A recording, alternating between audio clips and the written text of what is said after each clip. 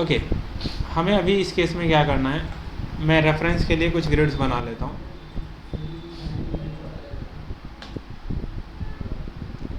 Pick line, यहाँ से हम कुछ गैपिंग ले रहे हैं, लेट्स से हमारे पास है 4500। हमने अपने एरिया को इवनली डिस्ट्रीब्यूट किया, देन इसे मैंने ज़ीरो किया। पिक लाइन, इस बार हम ले रहे हैं अराउंड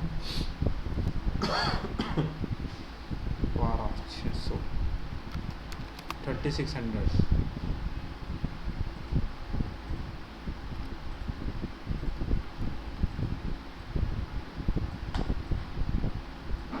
ये हमने एक ग्रिड सिस्टम रेडी किया। अगर हम हाइट की बात करें, एलिवेशन पर जाते हैं और यहाँ जाने के बाद हमारा हाइट है 3000। अब हम थोड़ा सा इसमें प्लिंथ की बात करते हैं।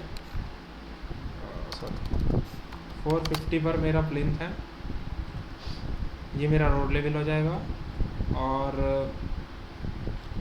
900 रोड लेवल से नीचे मेरा फुटिंग है।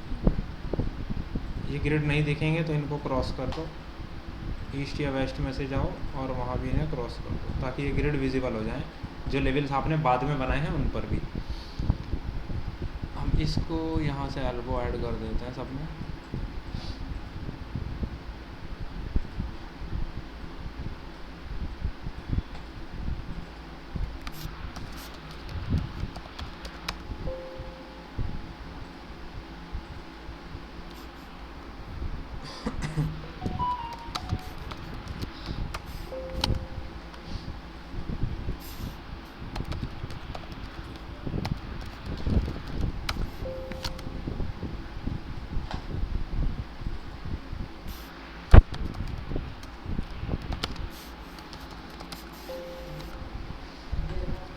एक और हाइट ऐड कर लेते हैं।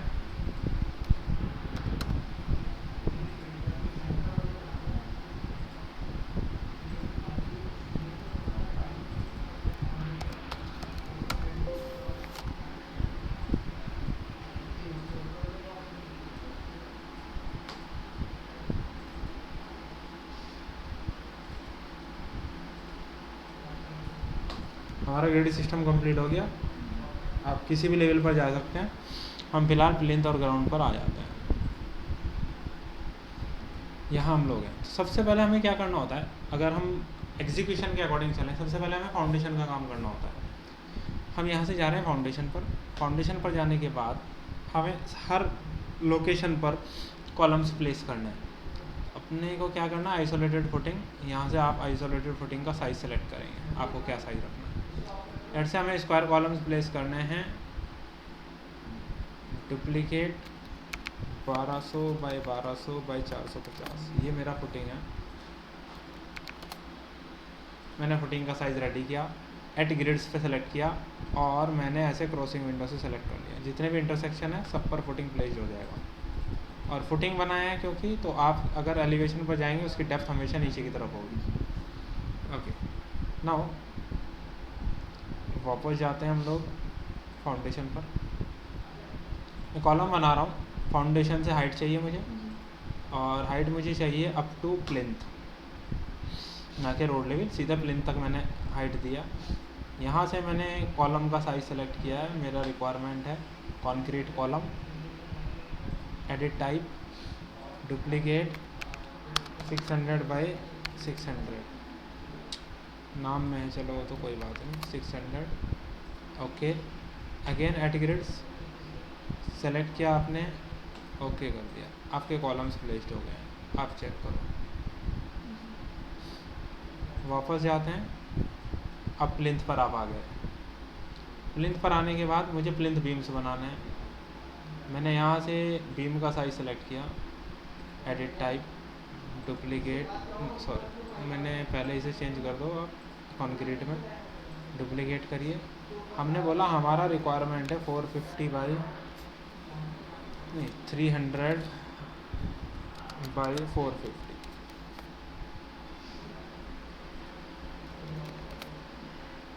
ओके, अगेन ऑन ग्रिड्स आपने सिलेक्शन किया, ओके, उसने बीम्स बना दिया। अब देखो 3D में अगर आप जाएंगे तो हमारे पास ये पैटर्न होता है बनाने के लिए। ठीक है, हमने चेक किया यार 600 था, बेटर है कि इसकी हम हटा करके 450 कर दें, क्योंकि मोर देन इनफ है इस केस के लिए।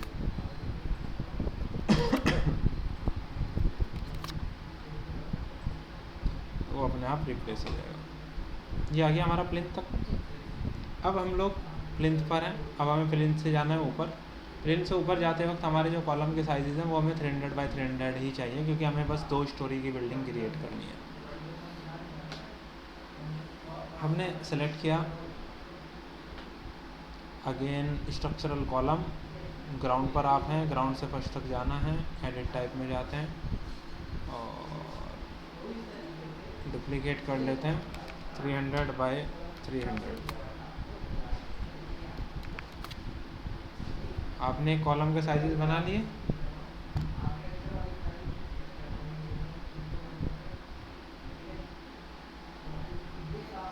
ओके, नाउ एट ग्रिड्स सबको मैंने सेलेक्ट किया, डन। अब मेरे कॉलम्स की प्लेसमेंट हो गई, उससे ऊपर मेरे कॉलम बन गया। अब मैं जा रहा हूँ यहाँ से फर्स्ट फ्लोर पर।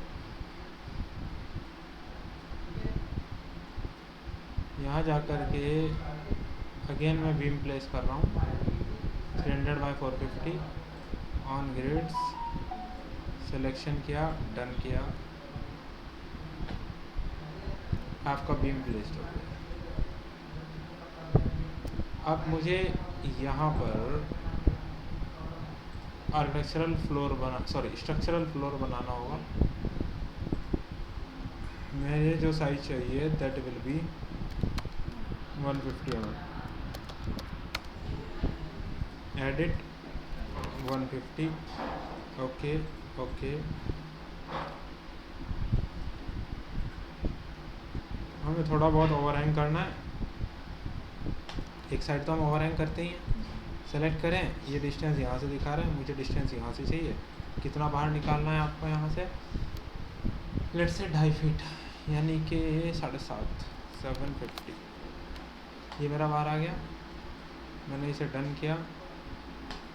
अब आप 3D में जाइए, ये आपने सिलेक्ट कर। खासियत ये होती है कि देखो ये अपने आप उसमें मर्ज हो जाता है, क्योंकि सारे ही स्ट्रक्चरल एलिमेंट्स हैं, कॉलम भी अपने आप मर्ज हो गए। और आप एलिवेशन पे एग्जैक्टली जा कर के देखो, ये स्लैब ऑटोमेटिकली नीचे ही बनी है, तो आपको ज्वाइन करने की ज़रूरत नहीं पड़ती, क्योंकि सारे एलिमेंट क्या हैं, स्ट्रक्चरल एलिमेंट्स ही हैं, वो ऑटोमेटिकली सारे ज्वाइन होते रहते हैं। ये हमारा बन गया। अब वापस आ गया फर्स्ट फ्लोर पर, अगेन कॉलम 300 बाई 300 का ही चाहिए, इस बार रूफ तक जाना है। एट ग्रिड्स आपने सेलेक्ट किया, सिलेक्शन किया, फिनिश किया। अब आप रूफ लेवल पर आ गए, और रूफ लेवल पर जाकर मैंने बोला कि ये वाला जो एरिया है ना बाहर वाला, ये यहाँ मुझे ओपन रखना है, इतना पार्ट यहाँ तक कवर करना है बस। तो मैंने बोला एक काम करते हैं, जो बीम बनाते हैं ना 300 बाई 450 का, वो बीम हम इतने पार्ट में बनाएंगे बस, ठीक। और शिफ्ट दबा के आप चाहें तो इनको ऐसे रिमूव कर सकते हो, लेकिन ये पूरे ग्रिड से रिमूव हो रहे हैं, तो पहले पूरे को सेलेक्ट कर लो, फिर हम एक बार शिफ्ट के साथ चल के देख सकते हैं। नहीं होगा, बाद में रिमूव कर दो, एटलीस्ट आगे तो नहीं चाहिए था। ये सारे इंडिविजुअल एलिमेंट होंगे, देखो ग्रिड से बनाने में ये फ़ायदा है। 3D में जाके आप देखो, आपको इतना बनाना था। अब आगे वाले जो कॉलम्स हैं फ्यूचर प्रोस्पेक्ट के लिए हमें इनको छोड़ना है, तो हमने बोला एक काम करो, इनको अनकनेक्टेड तो आप कर नहीं सकते, आप क्या कर सकते हो, उनको ऑफसेट दे सकते हो। टोटल 3000 है, आपने इसको 1.5 फीट निकाल के छोड़ दिया, यानी कि 450 mm छोड़ दिया आपने केवल। तो 3000 में से आप 450 निकालेंगे तो 2550 माइनस के कॉलम्स ओवरहैंग निकाल करके छोड़ा जाता है ना हमेशा। अब आप सेलेक्ट करो, देखो ये आपका कॉलम वहीं से शुरू हो रहा है, ये आपका कॉलम यहाँ से शुरू हो रहा है, क्योंकि इसके अंदर में ये काउंट हो गया ना वॉल्यूम कॉन्क्रीट का। कॉन्क्रीट का वॉल्यूम उतना ही काउंट होगा बाय डिफ़ॉल्ट। सब जॉइन है। इस तरीके से आप अपना एक बेसिक स्ट्रक्चर क्रिएट करेंगे। अब रूफ पर हम वापस जाते हैं और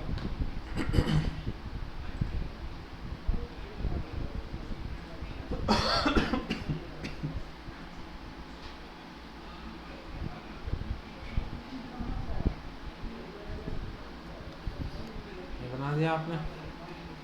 सेंटर से जितना ही बाहर निकालना है आप वो चेक कर सकते हैं। हमने ये एक स्ट्रक्चर रेडी किया। अब ये अगर आपने ओवरहैंग किया है बाहर, तो ये जो बीम्स हैं, बीम्स तो थोड़े बहुत ओवरहैंग होंगे ना बाहर की तरफ, ये कितना बाहर आप निकाल सकते हैं, फिर ये स्ट्रक्चर डिज़ाइनर डिज़ाइन के अकॉर्डिंग बताएगा आपको। तो हम उसी के अकॉर्डिंग इसको बाहर या अंदर कर पाएंगे। ऐसे केस में अगर आपको बीम बनाना पड़ा बाद में, जैसे यहाँ इतने पोर्शन के लिए आपको बीम बनाना है, आपको बीम मैनुअली बनाना पड़ेगा।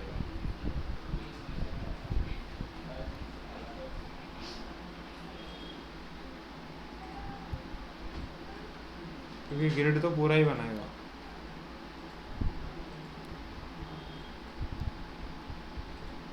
इस तरीके से, ठीक है। आप इस तरीके से स्ट्रक्चर एक कोई भी रेडी करना है। जब आप इस तरह का स्ट्रक्चर रेडी कर लेंगे, अब बात ये आएगी कि जो नीचे का फ्लोर है या कोई हाई राइज बिल्डिंग है, उनके बीच में हमें कहीं शेयर वॉल्स बनानी होती हैं, यानी कि स्ट्रक्चरल वॉल बनानी होती हैं। अब फॉर एन एग्जांपल हम फर्स्ट फ्लोर है, फर्स्ट फ्लोर से रूफ तक यहाँ पीछे की तरफ हमें स्ट्रक्चरल वॉल क्रिएट करनी है। आपने वॉल सेलेक्ट किया, एडिट टाइप डुप्लीकेट, हमने वॉल बनाया 230 mm का एक।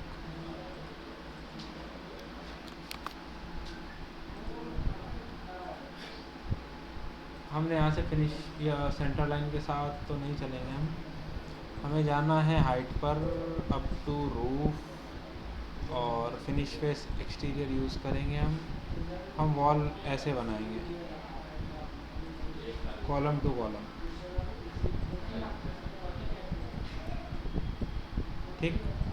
तो क्या होंगे, सब एंटिटीज़ हमारी अलग अलग आएंगी,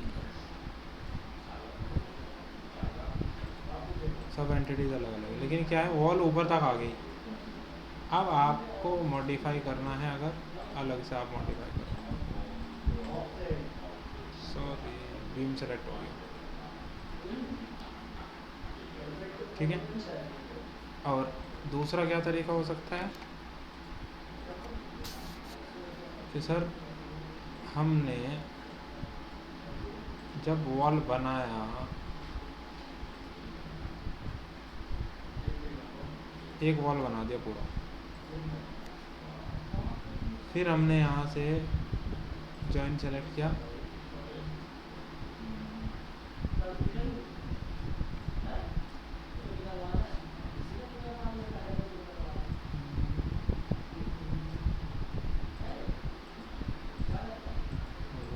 कोई जॉइन हो रहा है,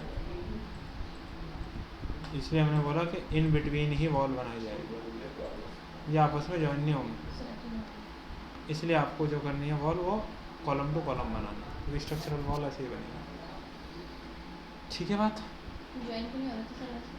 जॉइन क्यों नहीं हो रहा? होता नहीं है, अगर आर्किटेक्चरल वॉल होती है वो इसके साथ जॉइन हो जाती है, ठीक है। तो इस तरीके का आपको एक बेसिक स्ट्रक्चर बनाना है। उस बेसिक स्ट्रक्चर को बनाने से ये होगा कि आपको ये कंफर्म हो जाएगा कि इन टूल्स को यूज़ करने में आपको कोई इशू तो नहीं आ रहा है, ये टूल्स और फुटिंग। जब आप ये टूल्स यूज़ कर लेंगे, एक और चीज़ आप देख सकते हैं, कई जगह स्ट्रक्चरल वॉल जब बनाई जाती है स्ट्रक्चरल वॉल के नीचे फुटिंग भी यूज़ की जा सकती है। सबसे नीचे जो बेसमेंट बनाया जाता है, बेसमेंट पे वॉल बनती है तो वॉल की फुटिंग भी होती है। तो यहाँ पर आइसोलेटेड फुटिंग में जो वॉल फुट फाउंडेशन दिया गया है वो इसी के लिए दिया गया है। पूरी वॉल के नीचे फाउंडेशन डायरेक्टली अटैच हो जाता है। डेप्थ और विड्थ यहाँ से बता सकते हो आप, 900 बाई 300 वॉल ये पे अप्लाई, क्लिक करेंगे पसंद। वॉल पे सेलेक्ट करते ही अप्लाई हो जाएगा वॉल फुट फाउंडेशन। ठीक है, बाकी ये स्लैब है। अगर नीचे पूरे पे स्लैब कास्ट करनी है, जैसे कई जगह सोयल की प्रॉपर्टीज़ के अकॉर्डिंगली डिसाइड किया जाता है ये। अब हमें क्या करना होता है, कई जगह स्लैब कास्ट करनी पड़ती है पहले। -450।